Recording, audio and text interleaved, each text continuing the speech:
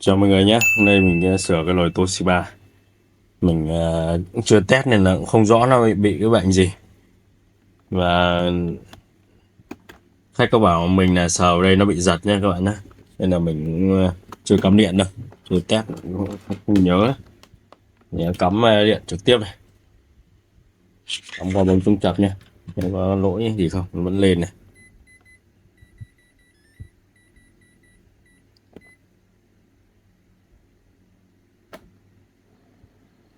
Ồ, đáng lẽ như này không có lồi nó phải tít tít tít tít thôi nhỉ. Hơi lạ đây các bạn ạ.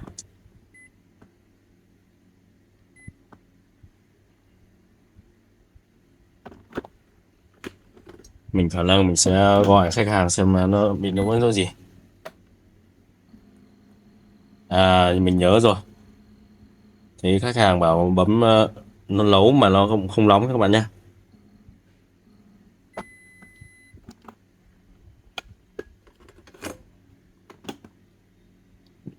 Tình trạng này mà test thì khả năng là một là dễ bị không nóng, hai là dễ bị chết công suất đấy. Đấy, bình thường là phải tít tít tít tít mới là chuẩn đấy các bạn ạ. Mình cần liều mình cắm nhá, cắm này, chết thì sửa thôi, vấn đề gì đâu. Nấu nhanh này, có hút chân không nhá. Hút chân không thì nó ăn khoảng 4 a gì đấy, vẫn chạy hút chân không này các bạn nhìn đồng hồ này. Hiện tại không ăn công suất, không ăn dòng nhé. Cáp thì theo mình nhớ là khách hàng đã thay rồi.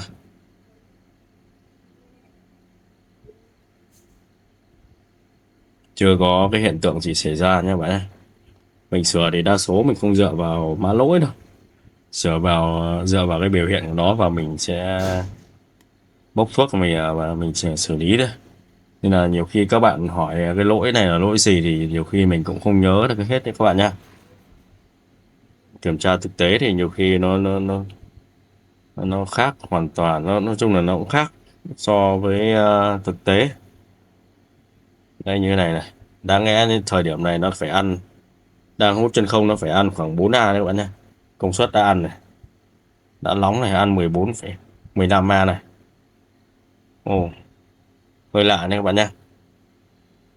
Mình gặp cái trường hợp này nó có khi nó tăng đến 20A, nó bùm một phát nó chết công suất nhá.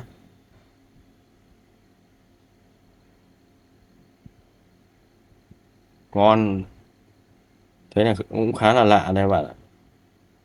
Nếu các bạn nào đã test tới cái lồi này, cái chế độ như này mà các bạn đã thấy thì giờ mình nhấc lòng lồi ra khả năng nó sẽ chết công suất này. Lại ăn dòng này, ăn dòng này vẫn nấu bình thường này, vẫn nóng này.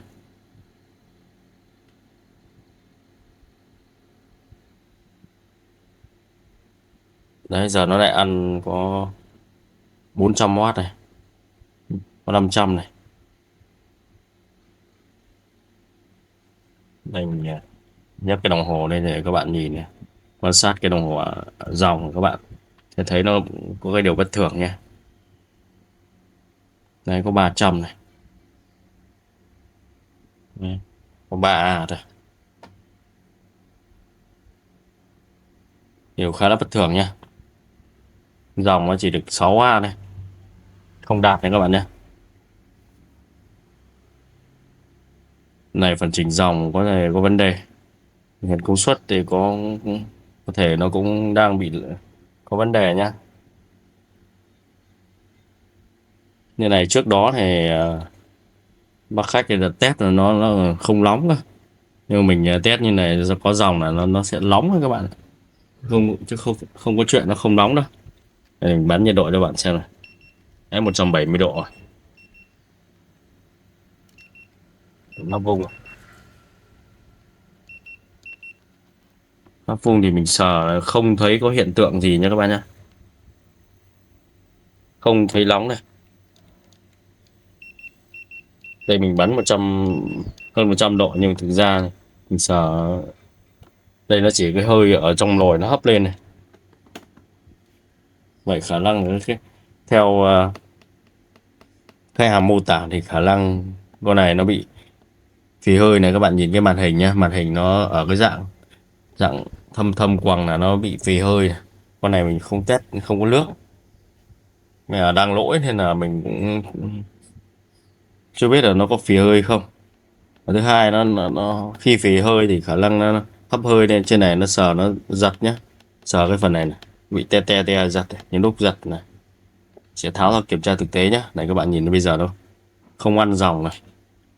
Đấy, mình mất khoảng 5 phút để mình theo dõi xem cái dòng nó ăn này các bạn. Nếu các bạn nào mà hay theo dõi thì sẽ thấy này, đấy lúc đầu nóng này, về sau nó không ăn một tí dòng này. Đấy, có thể này, đến khi nấu chuyển ủ thì thấy nó hơi ấm ấm mà nó không không sôi nước, là nguyên nhân là trên mặt nó đang bị lỗi đấy. Đây mình sẽ để thêm nhá, và dừng video để test thêm để xem, mình sẽ tháo ra sau nhá. Đây các bạn để ý này, công suất nó có ăn thì nó chỉ ăn có 500 đến 600W này. Chứng tỏ nó đang ở bị phần công suất nhá. Mình tháo ra mình xử lý luôn. Cứ chờ này, nhiều khi tăng test này nó bùm cái thì cũng hơi mất công nhá. Đấy, mình xử lý nhá. Bình thường các bạn không tin mình thì cắm vào ống chống chập nhá. Chọn nấu nhanh này. Chọn nấu nhanh thì cái phần này nó sẽ phải bấm chọn nấu nhanh này, bấm nấu này, nó phải tít tít tít tít nhé các bạn nhé. Mà nó cứ ăn như thế này thì là đang có vấn đề đấy. Nên là mình sẽ tháo ra. Để ta xem là thực tế con này bị sao này. Con này đã thay cáp rồi này. Nên là nhiều khi sửa nhá, sửa là thực tế là ban bệnh nó thực tế. Đây các bạn hỏi mình có sửa được không thì hơi khó trả lời đấy các bạn nhé. Các bạn nào gửi thì mình sẽ làm xử lý thôi. Đây cáp đã thay mới này, cáp dày này, cáp mới cứng nha các bạn nha. Cáp mà mới cứng luôn, thay luôn.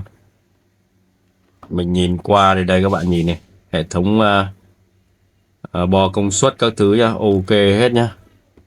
Vẫn còn chưa thay chết đâu. Mình cũng có thể là cái phần khiển nó đang có vấn đề nên này. Trước tiên thì mình sẽ ok check khiển trước nha các bạn nhé.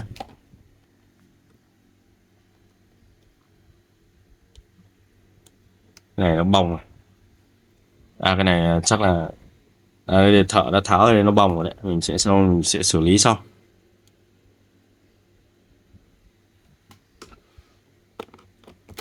Tháo cái khiển ra.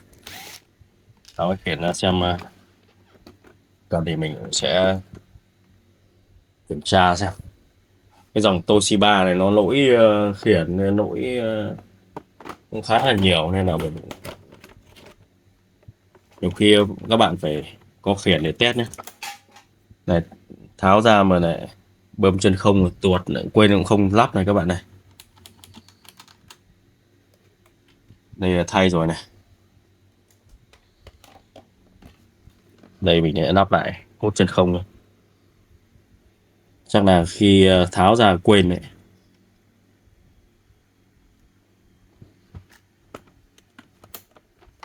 Sẽ tháo cái phần khiển rồi nhé. Các bạn không quen thì tốt nhất là cứ mang cái thợ thôi. Mất thêm một chút nhưng còn hơn là chứ lần lành lần què nha các bạn nhé. Mình chả dọa đâu, nhưng mà nhiều cái mình không chuyên môn thì mình cũng không sờ đâu. Cái mình trong tầm tay của mình thì mình sẽ xử lý, còn không là mình sẽ không sờ đâu. Rồi thì mình phải chấp nhận là nhiều khi mình sờ vào là mình làm hỏng nó nhá các bạn nhé. Rồi mình đã tháo ra này các bạn này, nhìn cái màn hình nó thâm này. Màn hình thâm quầng này. Đấy. Tháo ra kiểm tra nhé, kiểm tra xem nó có bị làm sao không. Cái này thì đã được thợ thay cáp rồi. Cáp thì mình có thể mình cũng để nguyên này, mình kiểm tra xem cái phần khiển này có cái vấn đề gì không, kiểm tra cái phần nào mình đáng nghi mình kiểm tra được dễ dàng thì sẽ kiểm tra đây. Ui giời, đây đúng như mình nghĩ nha các bạn nhé. Mình nghĩ cái khiển này nó bị vỡ, nó đang có vấn đề, thì y rằng các bạn ạ, đây này, đúng là linh cảm nghề nghiệp, làm là nhiều thì va chạm. Đây các bạn nhìn này, đấy thực tế đấy. Vỡ câu này, đấy câu như này thì đẹp thật. Gọi câu như này thì không dây dợ loằng ngoằng như nhiều khi mình câu dây dợ một một trăng bằng nhện thì rất một đống rồi, nhưng mà nó đảm bảo chuẩn xác nhá, chứ không phải cái kiểu như này nhá. Như này thì nhiều khi chỉ cần hơi bẻ nên là nó sẽ đã gãy một cái chân nào đấy, là nó sẽ tín hiệu nó sẽ sai này. Đây các bạn nhìn này, đây khả năng nó vẫn còn lứt ra đây, vỡ đây trên này này, đấy.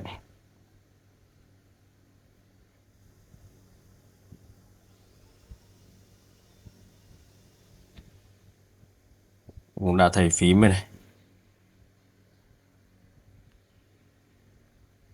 Con này mình xem đời như nào là cần này. NC VSF này, đời VSF với màn hình to.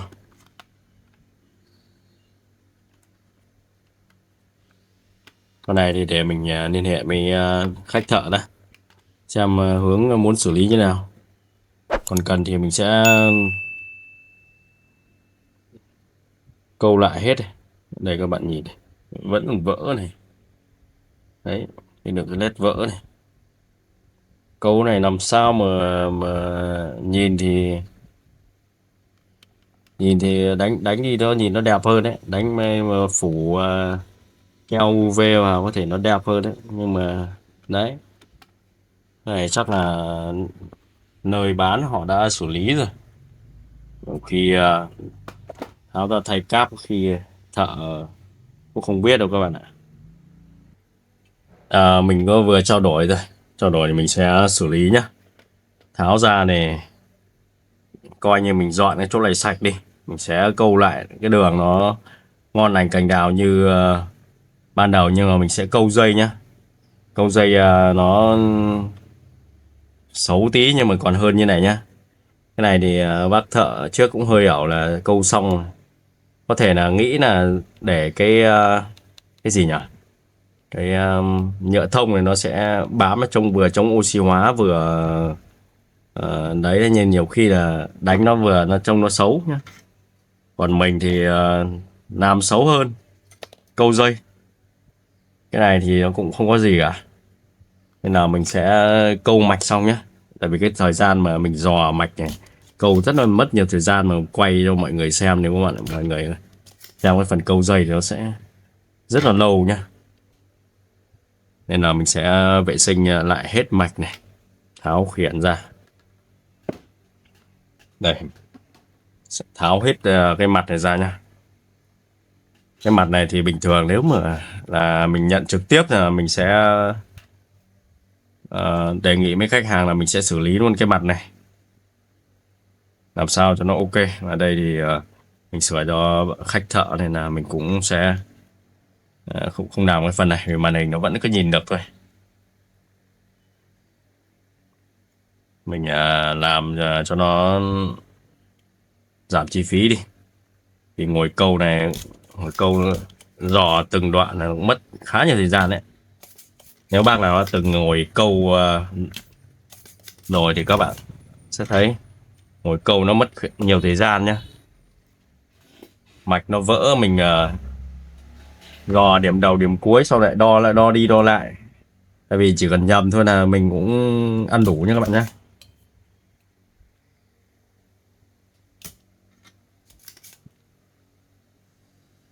Nên là cái thao tác này thì mình sẽ không quay cho các bạn xem.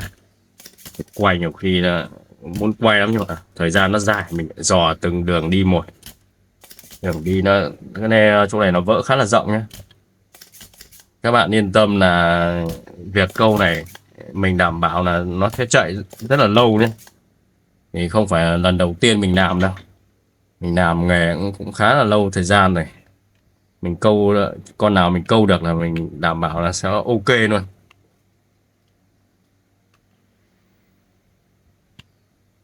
Mình tháo ra để mình nhìn xem dò mạch cho nó dễ đấy các bạn. Để mình soi đèn này từ bên này sang bên kia cho nó dễ.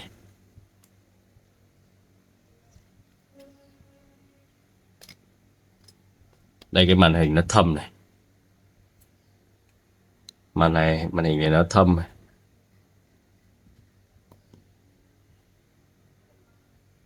Đây, nhìn đến đây để các bạn thấy là nó vỡ mức độ nó nặng như nào nhé. Đấy, vùng nó rất là rộng nhé. Từ chỗ này này, vỡ đây này. Vòng qua đây, vòng qua đây, vòng qua đây. Cái này thì các bạn yên tâm nhá. Khi mình bẻ ra như này, mình gắn lại 502 thì cái chỗ này cho nó rất là chắc thôi. Và mình sẽ cho keo UV vào, phủ UV vào thì đảm bảo là mình làm là ok nhá. Còn có một cái cách nữa là các bạn tìm cái bo chết nhá. Bo chết thì mình nhấc vi xử lý ra.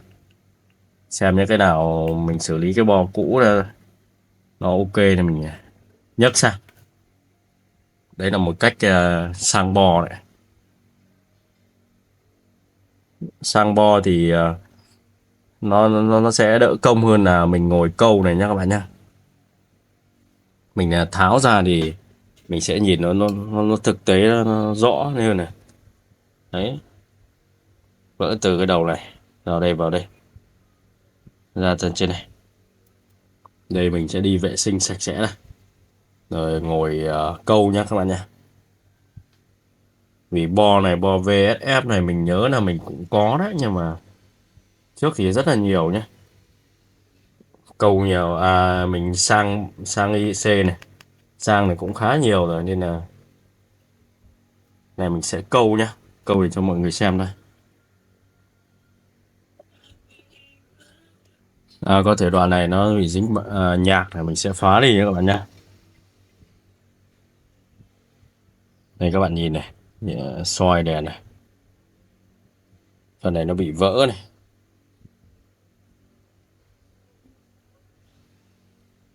Có thể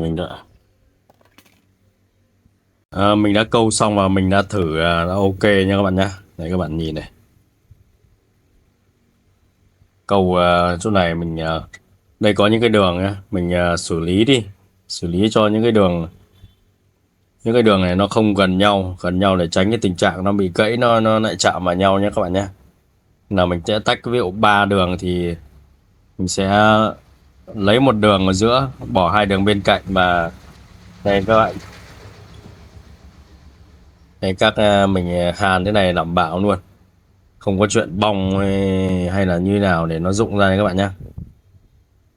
Này sau mình phủ thêm ít keo UV ở đây và sơn nữa thì chạy thoải mái nha các bạn nhé.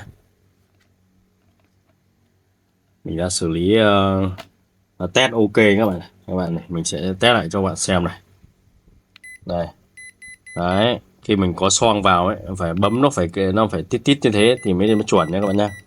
Đây là cách thử của mình nhá, các bạn có thể áp dụng theo nhá. Mình áp dụng rất là lâu và thấy nó cũng khá là chuẩn nhá. Này, đó, khi có xoang nó phải như thế thì cái mạch nhận lồi của nó đã ok nhá. Còn nếu mà các bạn bấm mà nó không không kiểu tít tít tít tít như này, khi cắm qua bóng chống chập á thì chắc chắn là vẫn đang lỗi nhé. Đấy, các bạn xem từ đầu video thì các bạn sẽ thấy đoạn đầu mình test thì nó không tít tít tít thế đâu. Và có một cách thử nữa nó chuẩn nữa là các bạn nhấc xoong ra này, đó, các bạn bấm lấu này, nó sẽ chạy bình thường này và hút chân không bình thường nhé các bạn nhé. Đấy, chạy hút chân không bình thường thôi. Đấy, thế là là mạch nó đã chuẩn đấy. Bây giờ mình sẽ cho nồi vào và test cắm trực tiếp nhá. Cái chỗ này là mình đã hàn vào này để cho nồi cơm nó hiểu là mình đã đóng nắp nhé các bạn nhé. Để mình thử cho nó chuẩn đấy. Khi mình đóng nắp thì nó chơi hút chân không này nó mới hoạt động được. Đây mình sẽ bấm nấu nhanh này.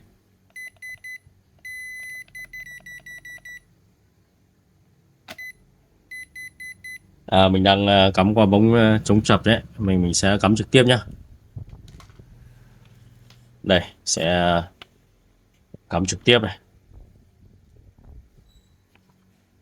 Thầy cho cái cắm trực tiếp nhá. Nấu nhanh này, bấm nấu này. Đấy, các bạn nhìn thấy nó khóa vung chạy ok nhá. Đã hút chân không này. Đây các bạn nhìn này, nó đã ăn dòng này, dòng 10A này.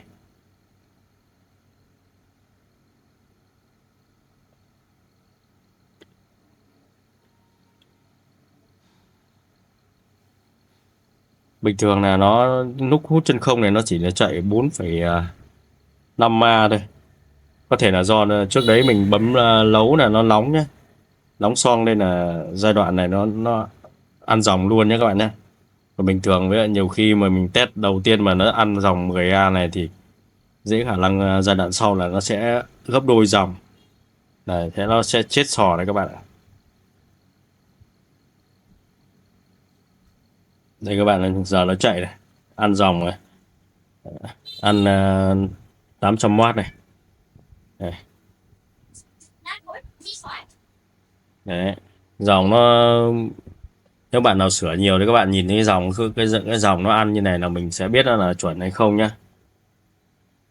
Test như này mình, đấy giai đoạn nó nhả van áp suất rồi đấy, nó đóng bình thường, test bình thường là ok nhá. Đấy các bạn thấy nhá, rồi cùng là làm nhá, họ đã xử lý ok rồi nhưng mà dùng một thời gian nó chỉ được vài tháng thôi là nó bị lỗi lại đây.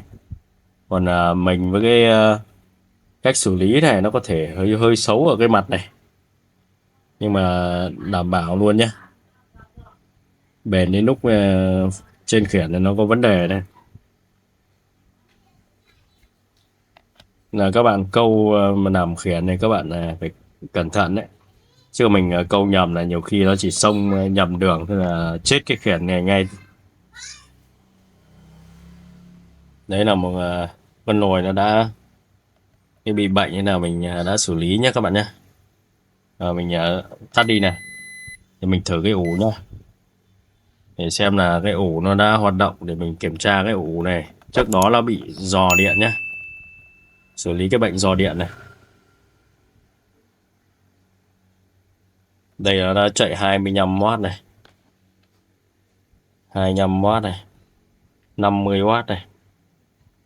50W thì khả năng là vẫn phần ủ lắp nó chưa hoạt động các bạn. Khả năng cái phần ủ này nó đã bị lỗi rồi này. Bình thường cái này nó phải chạy khoảng 8-90W này. Khả năng cái ủ lắp bị lỗi nhá. Mình sẽ tháo ra mình check nha các bạn nha. Tháo ra check thì mới biết được nó lỗi hay không. Tháo khiển ra này. Cái này thì mình tháo ủ ra mới có thể đo ủ trực tiếp nhé. Ủ đây là có ủ lắp và ủ hông này. Thì cái phần lắp này đang có vấn đề này. Mình sẽ rút ra này nhá.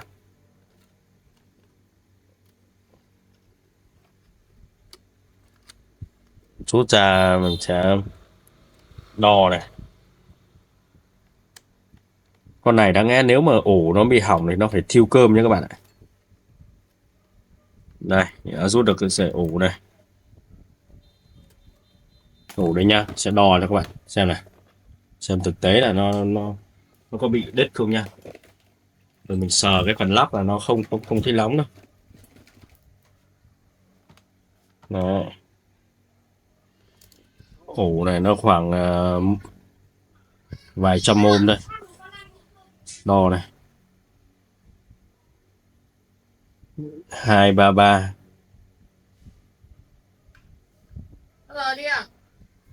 Mình đo xem là nó có bị đứt không nhá các bạn. Chắc là không đứt được.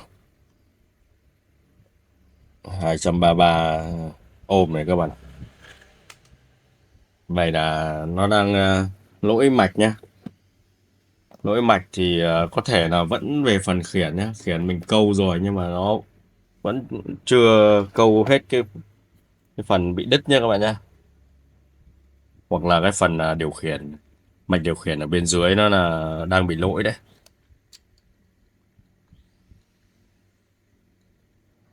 Mình sẽ soi lại kỹ, hoặc có thể nó lỗi chân vi xử lý nhá. Chân này nó không điều khiển ra này. Nên là mình sẽ kiểm tra từng phần một, kiểm tra bo, phần bo xem nào. Mình sẽ đo cái phần hông nha các bạn nhé. Các bạn nhìn này, 400 ôm này. Vậy nào về cái phần xoay ủ đã ok nhé. Kiểm tra phần mạch này. Phần mạch với cái mạch Toshiba này thì có thể nó lỗi con PhotoCheck nha các bạn nhé. Đây là lỗi về cái phần mạch này. Để mình test nó lại xem nhé. Test ủ thì có nhiều cách nha các bạn nhé. Cái này là ủ sẽ chạy 220 này các bạn này. Thì mình sẽ cắm cái đồng hồ này vào hai cái chân của jack ủ nhá. Từng jack ủ để mình bật cái chế độ ủ lên. Nếu mà đóng có điện 220 đây thì ok các bạn nhé.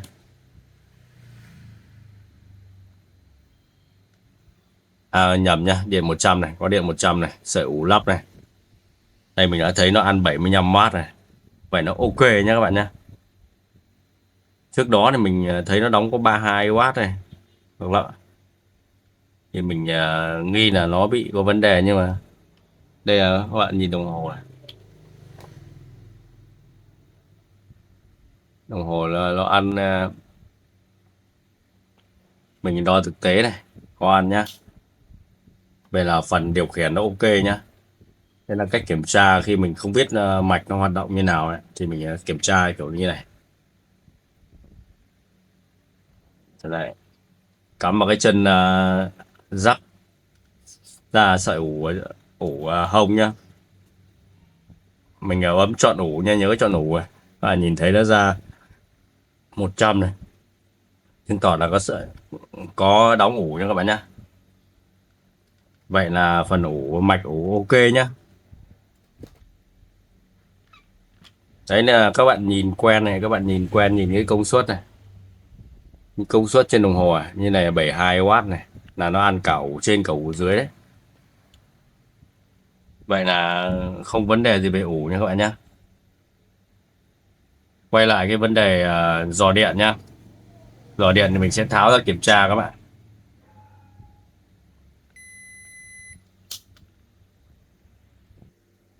Quay lại cái vấn đề ủ nhá các bạn nhé. Ủ thì mình đã test là nó chạy ok rồi. Để quay lại cái vấn đề bị dò điện nhá. Dò điện thì thấy khách hàng bảo bấm cái lẫy này thì có hiện tượng tê hoặc giật nhá. Thì cái lẫy đấy nó là bằng nhựa nhé các bạn nhé. Đây bằng nhựa này. Mình thấy dẫn này mình cũng thấy hơi lạ nhé. Thì theo mình suy đoán nhé, có khả năng cao là nồi nấu nó bị phì hơi các bạn. Phì hơi thì cái phần hơi nước này nó bốc lên đằng trước này, nó bốc nhiều nên là khả năng là cái hơi ẩm này, hơi ẩm nó làm cho cái ổ ở dưới này nó đọng nước ở đây nha, xong nó dẫn từ cái sợi ổ này lên cái phần khung sắt này truyền qua đây, và hơi ẩm sẽ dẫn lên cái phần này gây tê nhá các bạn nhá. Chứ còn là bình thường là bảo ủ ra đây thì hơi khó này. Mình sẽ cắm vào, mình sẽ đo nhé, bấm ủ ấy các bạn, bấm ủ ấy. Như lúc nãy mình đo cái sợi ủ ấy, thì nó giò thì bây giờ mình đo ra khung nhá, đo ra khung mà nó giò thì mình thay cái sợi ủ là xong thôi. Còn không mà nó bị phì hơi thì các bạn phải giải quyết cái bài toán phì hơi nhá.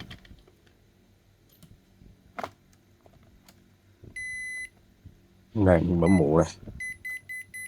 Đấy, bấm mũ mình đang cắm kho bóng chống trật nên là nó tít tít tít tít ấy. Phải đúng bài như thế nên tít tít tít mới là chuẩn nha. Mũ đây.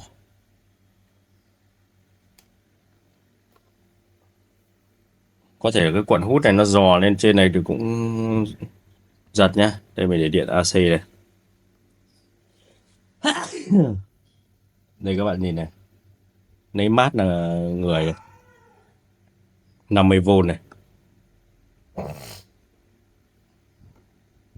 Đấy, cái chỗ này 50V này.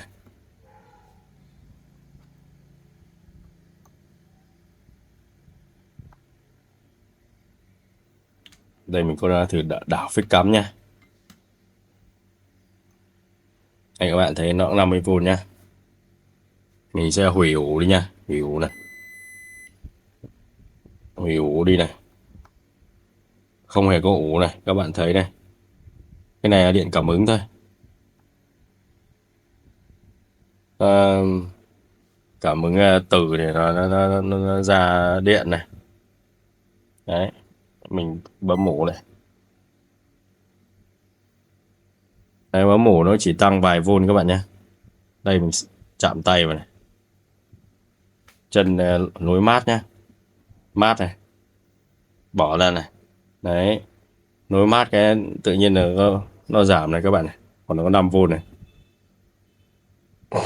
Nguyên tắc là khi mình thử nhá, mình phải co cái bàn tay này nhá. Thì nó có giật thì nó sẽ co tay này, nó sẽ không cho mình bị dính vào nhá. Nếu các bạn nào học điện thì không nạ mấy cái cách thử bàn tay này. Mình chạm cái phần nâng tay này. Đây, các bạn nhìn này. Đây mình chạm vào chân nó lối đất nhá, chạm mát này. Đây các bạn thấy này. Đấy, nó về 0V luôn này các bạn này. Đây là cái điện cảm ứng các bạn nhé. Khi mình lối đất nó chỉ còn 5V này. Các bạn thấy mình bỏ tay này. Đấy các bạn thấy nó lên này. Đấy. Nên nhiều khi mình thử nó đỏ thì mình phải xem nó đo cái mức điện áp nó như nào cơ. Cái mã giò đấy hay là giò hay là điện cảm ứng nhá. Có những cái nó là điện cảm ứng, các bạn hiểu về điện cảm ứng. Nó có những cái từ trường xung quanh nó sẽ tạo ra điện cảm ứng ấy. Đấy, nên là cái này mình sẽ test nhé, cho nước vào test. Cho nước vào test và phì hơi thì các bạn xử lý cái phần phì hơi và bỏ cái phần ủ ra. Mình xử lý lại, sấy lại là không bị nước vào là nó sẽ không bị giật đây. Đây mình sờ cái phần này nó đã nóng rồi này.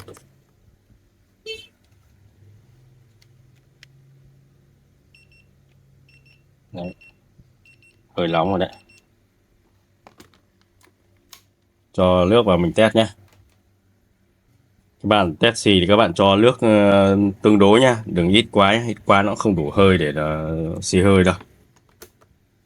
Đây, mình chọn nấu nhanh nha. Tùy đi, chọn nấu nhanh.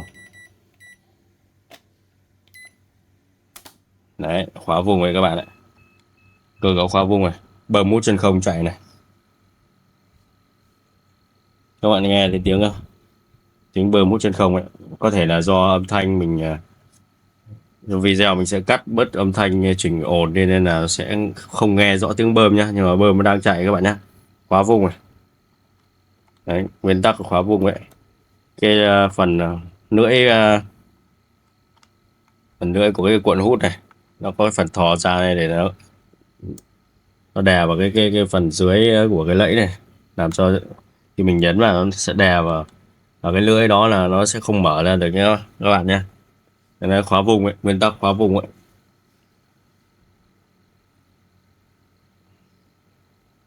Giờ mình nấu này, dòng ăn 10A này. Đấy, ăn dòng rất là khá là chuẩn này các bạn nhé. Mình nấu nhanh này. Khi nó test mà nó phì hơi là mình đoán khả năng con này sẽ bị phì hơi là cao này. Tại vì mình nhìn cái phần hông này nó đã bị gãy này. và đã được gia cố lại này. Mình sẽ tắt video và dừng video và chờ một chút để xem nó có bị phì không nhé. Phì mình sẽ quay cho mọi người xem nhé. Đã test và thấy nó không xì hơi các bạn nhé. Trong quá trình test nó không xì hơi, nhưng mà lúc đó có khách hàng ở đây nên là mình cũng không quay để cho các bạn xem. Nó không xì hơi nữa, cũng không giò đâu. Mình không hiểu rõ là tại sao đấy khách hàng nó giò. Cái bác thợ cũng đang đòi nên là mình cũng sẽ tháo cái này ra nhé, tháo cái phần ổ ra để check cho các bạn xem nhé. Nhìn qua đây, mình nhìn qua đây, qua xem là cái phần ở trên này nó có vấn đề gì không. Giò thì mình thấy cũng thấy giật thì mình gặp trên các hãng lồi khác thì cũng khá là nhiều rồi. Đây các bạn nhìn này, thực tế cái phần ổ của Toshiba này, mình nhìn qua thì con này không có hiện tượng ra nên là cũng giật. Thì này phần băng keo ở đây nó vẫn còn ngon lắm các bạn nhé. Còn giò thì khi mình cấp điện thực tế ở đây có ổ nha, có ổ mình đo nha, mình đo ổ xem nó có hiện tượng giò không nha các bạn nhé. Tháo ra quan sát thì chưa thấy cái hiện tượng gì cả. Đây mình sẽ lắp vào, xong mình lắp hoàn thiện. Mình sẽ tự đo xem nó có dò ra cái phần này không.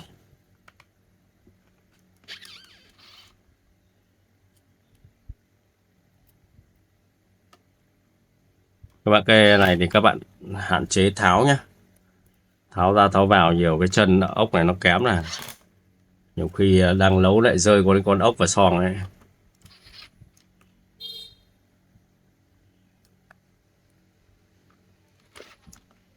Đây mình tháo có một cái chân ốc mình thấy nó kém này các bạn này, chân ốc ấy.